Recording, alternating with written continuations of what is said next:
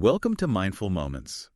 Nourish your mind on the go. This audio uses AI narration to present our original book analysis. Ah, very cool. Today we're diving deep into Kevin Phillips's American Theocracy. Okay. Did you hear of this one? I have, yeah. It's a pretty intense look at, well, the title kind of gives it away, but how oil, religion, and debt are shaping, well, really the future of American politics. Yeah, and I was a little skeptical at first, like how can those three things even be connected? Right. But Phillips makes a really compelling case. So what's the main argument? Like what's the big takeaway here? So Phillips, he argues that we're basically living in the middle of this modern day struggle for energy dominance. And he compares it to those historic battles for control of Eurasia, kind of like the Great Game and all that. Yeah. And he calls this the hydrocarbon coalition, this powerful alliance built around fossil fuel. Okay, so who are the players in this coalition? Well, he says it holds significant sway, especially in the red states. So think like, oil companies, energy lobbyists, certain political figures. So it's not just about economics, right? Exactly. This coalition actually shapes policy, pushes for policies that prioritize access to oil, even if it means overlooking environmental concerns or global cooperation. Yeah, and he actually draws a parallel to Mackinder's heartland theory. You familiar with that one? Oh, vaguely. Refresh my memory. Basically, Mackinder argued that whoever controlled the heartland of Eurasia, this massive landmass, would essentially control the world. And Phillips is saying that something similar is happening now, but the battleground is the American heartland and the prize is oil. So he's saying that this hydrocarbon coalition is kind of like the new empire builders in a way. Exactly, yeah. And it's interesting because it's not just about like grabbing land, it's about controlling resources. Yeah, it's about controlling the flow of energy. And he doesn't stop there. He also dives into the rising influence of the religious right in American politics. Okay, yeah. That's a huge part of the book. And it's something that's really, shaped the political landscape in recent decades. Absolutely. So how does he tie that into the oil and the debt pieces? Well, he explores the rise of evangelical and fundamentalist movements, and he traces their evolution and how they've impacted the Republican Party. And especially their stance on social issues. Right. And he also brings up a really interesting point about, the popularity of Tim LaHaye's Left Behind series. Oh, yeah, those apocalyptic novels. Exactly. And he suggests that they might have even influenced the Bush administration's approach to the Iraq War. Wow. I never thought about it that way, but it does make you think about the role of belief systems in shaping foreign policy decisions, especially those rooted in end times prophecies. Yes. Yeah, it's a provocative idea for sure. Yeah, it is. And it makes you think about, are we repeating history by, prioritizing this short-term access to oil over long-term stability and global cooperation? Right, yeah. It's like, are we setting ourselves up for a fall? Yeah.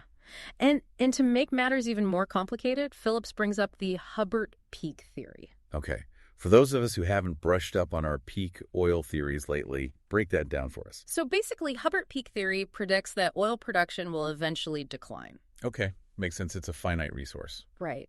And what's really alarming is that even major oil companies are starting to acknowledge this looming energy crunch, like they're seeing the writing on the wall. So what happens then if oil production starts to decline? I mean, what does that mean for America, especially with, our dependence on oil imports? That's a huge question, and it's one that Phillips doesn't really answer definitively, but he definitely paints a pretty stark picture of what could happen if we don't start planning for a post-oil future. Well, and all this talk about oil, I mean, it doesn't come cheap, right? Which leads us to that next big issue that Phillips tackles, debt. Yeah. Debt. He compares America's mounting debt levels, yeah, to the financial excesses of those declining empires we talked about earlier. Right. And he ties this back to everyday life. He argues that declining wages, coupled with a culture of just rising consumption, have pushed a lot of Americans into this cycle of debt. It's like you're constantly trying to keep up with the Joneses. Yeah. And meanwhile, the financial industry is profiting from this whole debt explosion. It's what Phillips calls the financialization of the American economy. Okay, so instead of actually producing things, we're more focused on just shuffling money around. Exactly. And playing with debt, which might not be the most stable foundation for an economy. No, probably not. I mean, it's kind of like building a house of cards, right? Yeah, exactly. It might look impressive for a while, but if that foundation, the real production of goods and services crumbles, the whole structure built on debt and financial speculation could come crashing down.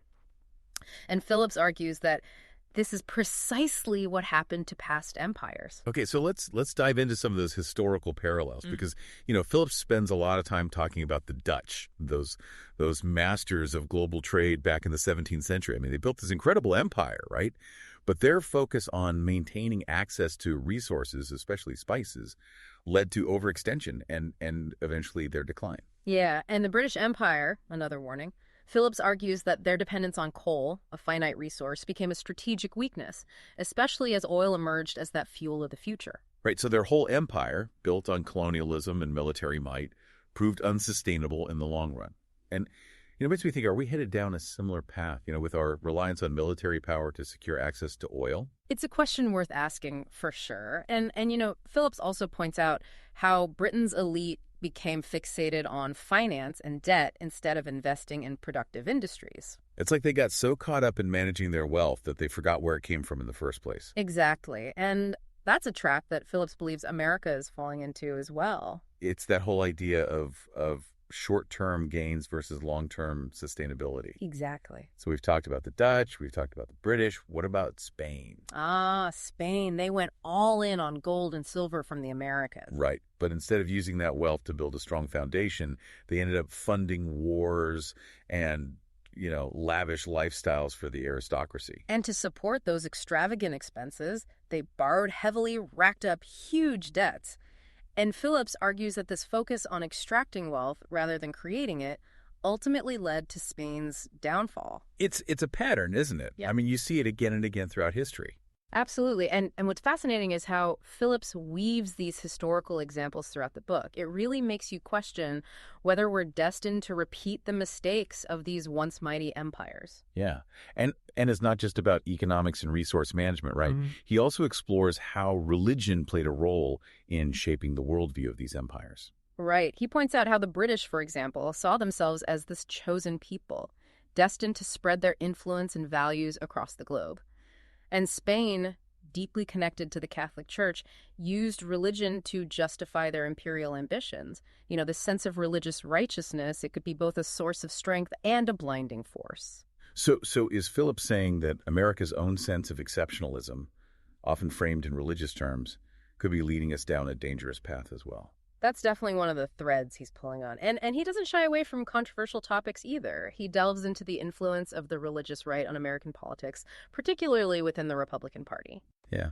And he argues that their focus on social issues like abortion and gay marriage is actually distracting us from the more urgent challenges like climate change and the need for sustainable energy policy. Exactly. And he even suggests that the apocalyptic worldview of some evangelical groups might be influencing foreign policy decisions, especially in the Middle East. Yeah. I mean, whether you agree with him or not, it's definitely a thought-provoking argument. It is. He's essentially saying that our political system is becoming increasingly dominated by a narrow set of interests, driven by ideology, religious fervor, and the pursuit of short-term gain. And that this could have disastrous consequences for America's long-term future. Exactly. So what does all this mean for us? I mean, what are we supposed to do with this information? Well, Phillips doesn't offer any easy solutions. But he urges us to confront these challenges head on. He calls for a more informed and engaged citizenry, one that's willing to challenge the status quo and demand a more sustainable and equitable path forward. So it's kind of a call to action, in a way. Yeah, I think so. He's also advocating for a more balanced approach to religion and public life. He acknowledges the importance of faith, but he warns against letting religious ideology dictate policy decisions. Especially when it comes to issues like science, education, foreign policy. Right. Areas where evidence and reason should guide our decisions. So American theocracy, it's a wake-up call. It is. It challenges us to rethink our assumptions about how these forces, oil, religion, and debt, are shaping our nation. And it pushes us to think critically about what we can do to create a more just and sustainable future. It's a book that will definitely spark debate and discussion. It's a book that'll really make you think, that's for sure. Yeah, it's not just about these historical parallels either. He really digs into how these forces are playing out right now in America today. Right. He connects the dots. Exactly. So give me some examples, like how's this hydrocarbon coalition actually shaping things? Well, he talks about how it's gained serious political muscle. Think about energy policy. Think about even how we deal with other countries. Okay, yeah, give me some specifics. Well, he brings up those close ties between the Bush administration and the oil industry, and that push for oil exploration in environmentally sensitive places. It's like we're stuck in this loop of dependency, like short-term profits, political maneuvering.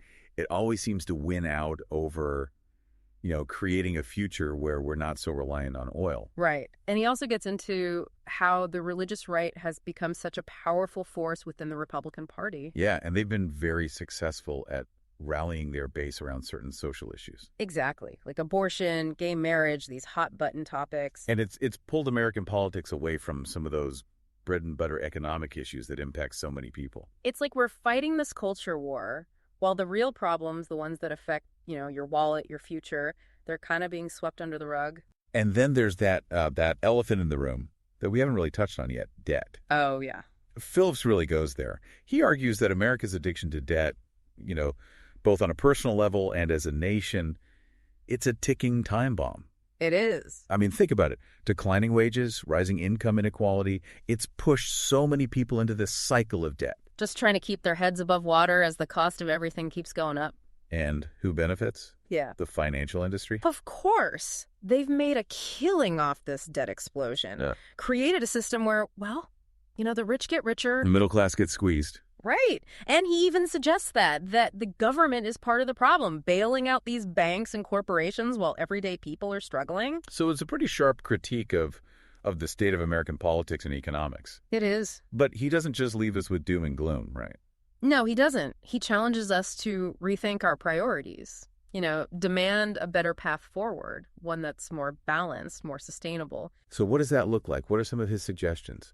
Well, he talks about a renewed focus on education, investing in infrastructure, shifting away from fossil fuels, things that could benefit everyone. Not just a select few. Exactly. And he also talks about the need to resist retreating into our ideological corners. Yeah. We need to find some common ground. We have to work together to solve these challenges. It's a powerful message, especially relevant today, as we're facing climate change, income inequality, political polarization. Absolutely. American Theocracy, it's a challenging book, but an essential read. It really forces you to confront some uncomfortable truths about what's shaping our nation. And I think it asks us to really think critically about the choices we face. If you're looking for a book that'll make you question your assumptions, spark some deep conversations, this is it. It is. You can find a link to purchase American Theocracy by Kevin Phillips in the show notes. And don't forget to subscribe to Mindful Moments for more deep dives into fascinating topics. It's a deep dive worth taking. And